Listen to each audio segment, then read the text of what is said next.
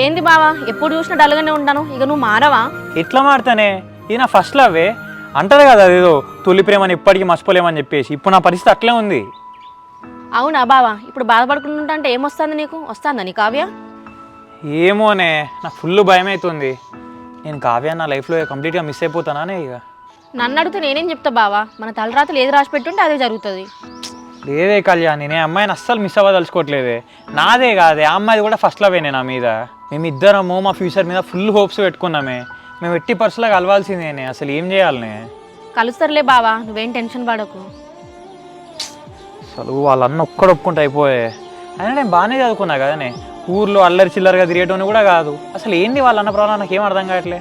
బావా నువ్వు ఏమాత్రం తొందరపడకు, ఏదో ఒకటి చేసి వాళ్ళని ఒప్పిద్దాం. కానీ నువ్వు ఏదైనా తొందరపడ్డావు అనుకో, ఊర్లో మన పరువు అంతా పోతుంది.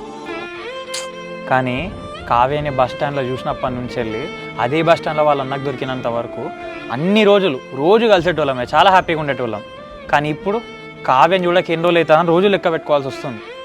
సరే కలిసే రోజు వస్తే కలుస్తూ కానీ ఇప్పుడు నువ్వు ఏదో ఒక తొందరపడి అన్నిట్లో ఇరుకకిగా.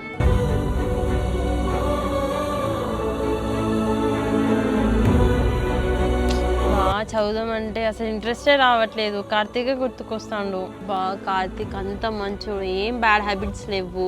మా అన్న కార్తీక్ ఇవ్వకుండా మా బావకి ఇచ్చి పెళ్లి చేస్తాడంటే ఏంది? దేవుడా, భారం అంతా నీ మీదనే ఇస్తున్నా. నన్ను కార్తీక్ని ఎట్లయినా కలిపయ్యా. చెల్లె కార్తీక్ లోపలికి రండి తినడానికి. సరే అక్క. నాకు ఆకలిగా లేదే, నువ్వు వెళ్ళి తిను.